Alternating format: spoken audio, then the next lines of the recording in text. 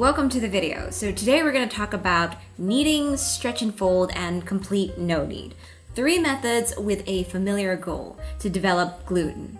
Yeah, gluten is that important because without the gluten, after all, we wouldn't be able to trap the gases that the yeast create. And if we can't trap the gases that the yeast create, we end up with flat bricks for dinner. So, not anyone's favorite meal, right?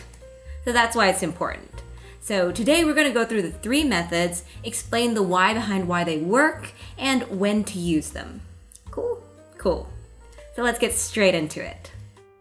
So to start with, we need to get to the heart of the matter, the gluten. So gluten is mainly made of 2 kinds of proteins found in wheat flour, glutenine and gliadin. So how many of these proteins you get in the flour depends on what type of flour you get.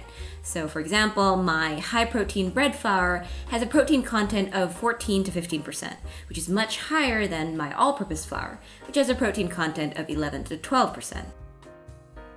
Now back to the 2 proteins. Where glutenine adds elasticity, gliadin brings extensibility. Together, the gluten they make is a strong and stretchy substance. However, these 2 are destined to be star-crossed lovers in dry flour. After all, it's not like dry flour is stretchy in any way, right? That changes when water is added to the mix. The water allows them to be together. The water acts as a medium, allowing the 2 proteins to link up and form chains of gluten. Depending on the type of flour you have, the more protein it has, the more chains of gluten, and thus the stronger the flour is. So my high protein bread flour has more chains of gluten when mixed with water than my all-purpose flour, and it is already stretchier right off the bat. These gluten chains start forming the moment the water is mixed into the flour. But that doesn't mean that the mixture immediately becomes strong enough to make bread or has high gluten development. If it did, then I guess we'd have to stop here. Roll the end screens. Obviously, though, that's not what happens. So anyways, when flour and water are just mixed together, the gluten chains are formed in a random, jumbled chaos. It's a chaotic mix, it's not cohesive, it's not very sturdy, doesn't hold together, and it's ridiculously sticky. To make it stronger, we need to realign this jumbled chaos into a solid gluten structure. And that's what we call gluten development. I suppose that's why it's called development and not creation or addition. This is also where we return to the 3 methods we talked about in the opening of this video: kneading, stretch and fold, and complete no-knead. You may be surprised to find out that while they have really different techniques and varying results, these 3 methods are all based on one same principle. The way they develop gluten is by stretching the dough out and realigning the proteins. Actually, if you take a closer look at the motions of kneading and stretch and fold, you'll find that they're really similar, in fact, almost the same. They stretch the dough out, pull it back, and in doing so, they break weaker chains and realign the entire thing. They make order out of the jumbled chaos after mixing. It can be considered us cleaning up after our own mess. After all, we're the ones who mix the flour and water together. But anyways, they create good gluten structure this way when used properly. Their end results show the appearance of dough with good gluten development. Elastic, cohesive, sturdy, and best of all, easier to work with because they're not that sticky. And when baked, you can see them rise high and mighty with a beautiful oven spring. But how about the last method, complete no-knead? Earlier, I said that all 3 methods are based on the same principle, but it's not like there's stretching in complete no-knead, right? In fact, there isn't anything at all. But that's not quite true, because while it's hands-off, it's not yeast-off. From the moment we added the yeast into the dough, it has been reacting to the flour with all the joy of a kid in a candy shop, with the candy being the simple sugars in the flour, or the ones we added. It's been chomping away at these sugars and producing gas. However, these yeast aren't weightlifters. They're nowhere near big enough or strong enough to move around the dough. It would actually be pretty scary if they were. They wouldn't go into the oven peacefully, that's for sure. Anyways, though, it's the gas they create that stretches the dough. This gas naturally travels towards the surface, and in doing so makes tiny movements that stretch the dough. It's like kneading or stretch and fold, but on an absolutely minuscule level. Still the same thing at its center. And that's how all three methods work to develop gluten. Now, while they're all based on the same principle, they are better suited for certain circumstances. Start with kneading. Kneading is the quickest path to gluten development. It's like a sprint to the finish line. If done by machine, then you can knead all sorts of breads from lower hydration to higher hydration with ease. Just stuff them in. However, you do run the risk of over-kneading and over-oxidization, simply because the machine is capable of things that we humans aren't. And at that speed, sometimes it's easy to overdo it. When done by hand, you don't have these risks.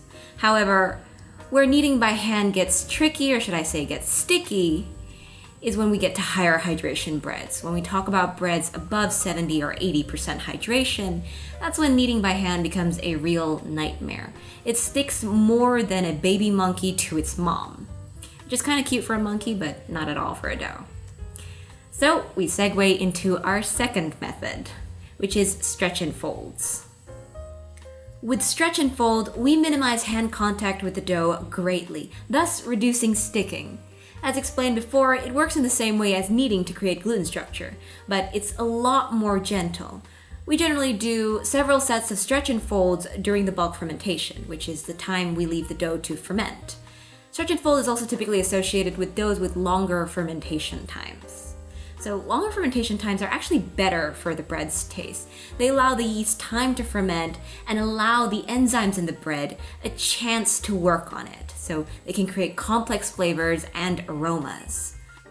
If you use instant yeast and want to achieve this effect, then you may want to lessen the amount of it that you use so you don't run the risk of the vigorous yeast over fermenting the dough. Since I typically use fruit yeast water, that's not really a worry. I also generally use a pre-ferment, which adds to the flavor. For more on those two, there's links in the description box to the videos. Now, I should say, while we're on the topic of longer fermentation times and fruit yeast water, a question I get asked a lot, since a lot of my fruit yeast water recipes have longer fermentation times, is whether or not it'll make the bread sour.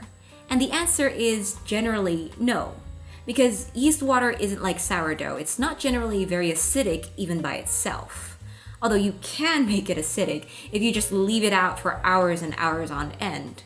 But with the time frames I use, it's very difficult to do, so that's not really a worry. Okay, so with that little bit of clarification on fruit yeast water out of the way, let's get back to stretch and folds. So stretch and folds are really just in between kneading and complete no-knead. They're very useful and also very flexible in how you use them. Some people like to do 4 sets of folds during a session. You can take it up to 8 or more if you feel the dough is very weak. The timing between these sets of folds can also vary from 20 minutes to up to an hour and more. Okay, so that's stretch and folds. Now to the last method, complete no-knead. This is the method that takes the longest and also boasts the best quality of sleep for the bakers that use it.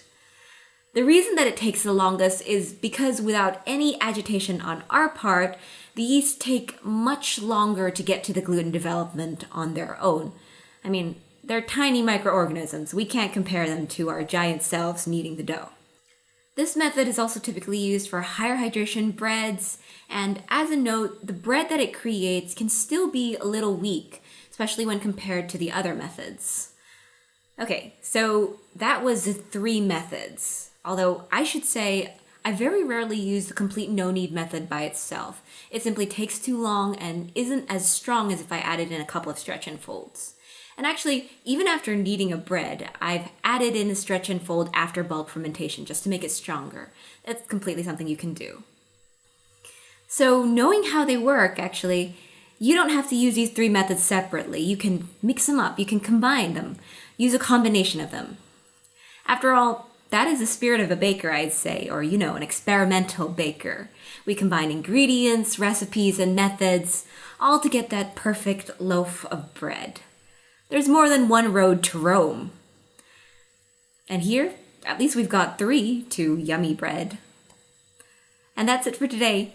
Thanks for watching, and bye!